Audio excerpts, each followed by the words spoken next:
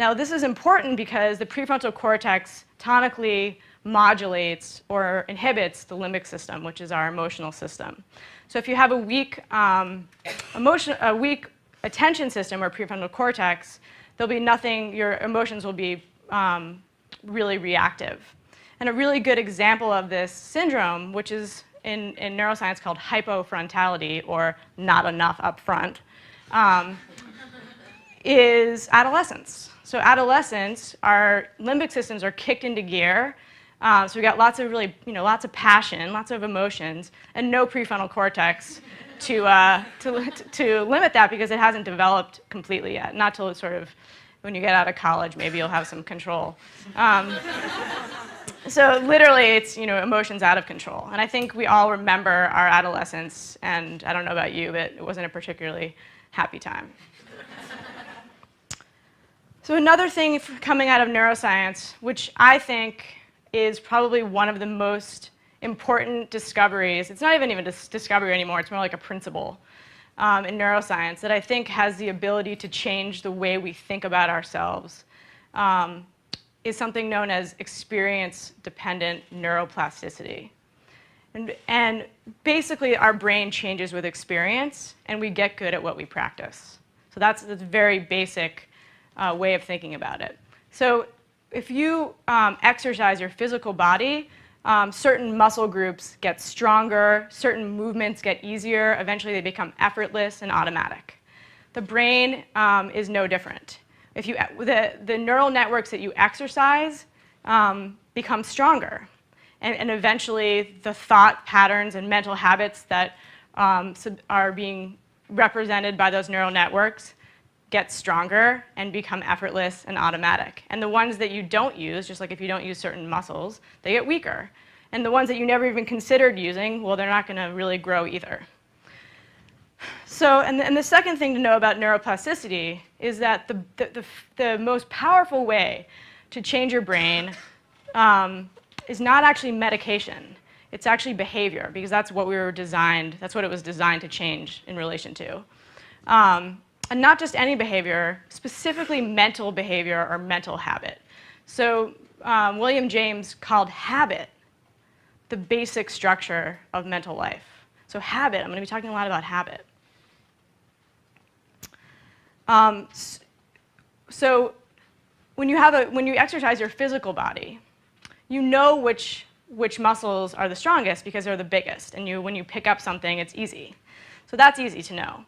But how would you know which neural networks are the strongest? How would you know that? And the answer is that they're the ones that are the most easily activated and the most easily available to your consciousness.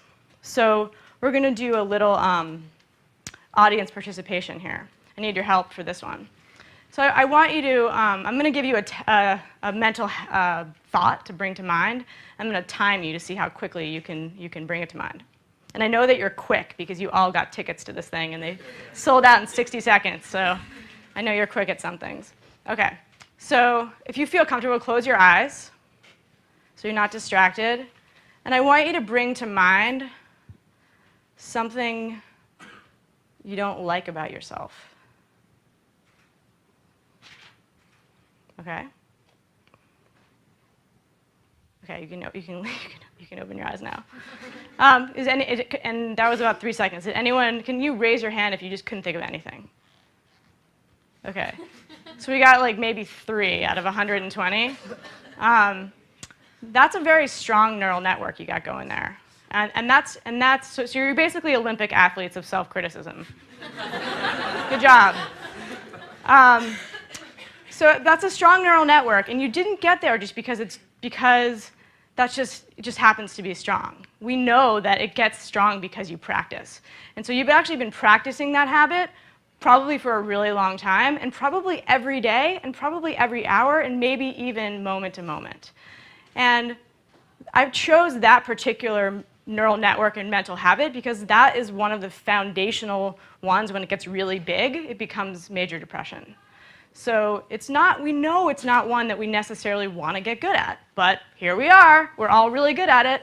And it seems to have a purpose, but I can tell you that it tends to lead to problems. So a couple questions.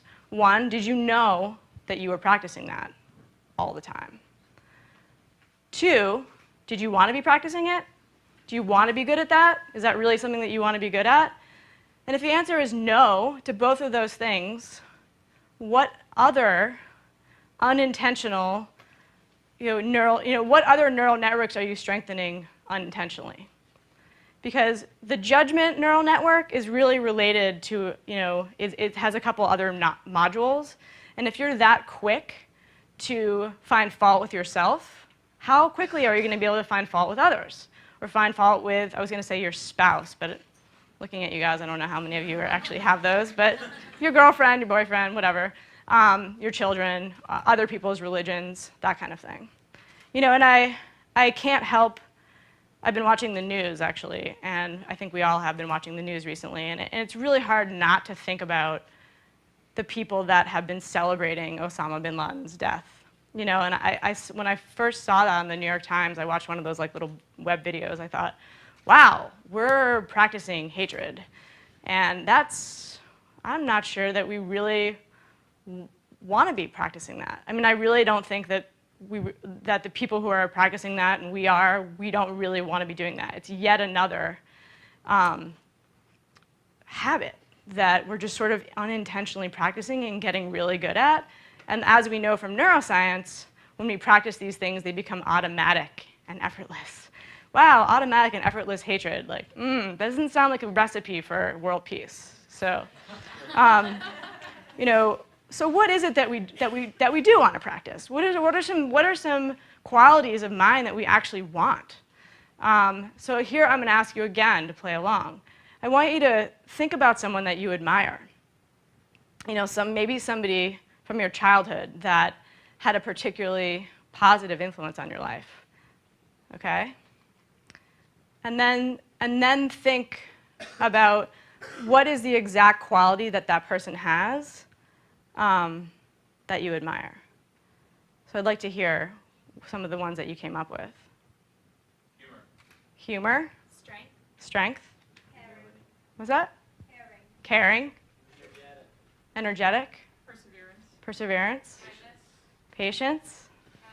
Kindness. Okay, I think we got some ideas there. I didn't hear any hatred, so maybe there's just, I'm just not seeing that coming out of people. When I first did that exercise, I chose my third grade teacher, who was Mrs. Barbado, and I also chose kindness and warmth as being the quality. And I remember looking inside. So the next thing I want you to do is look inside yourself to see how much of that quality you have.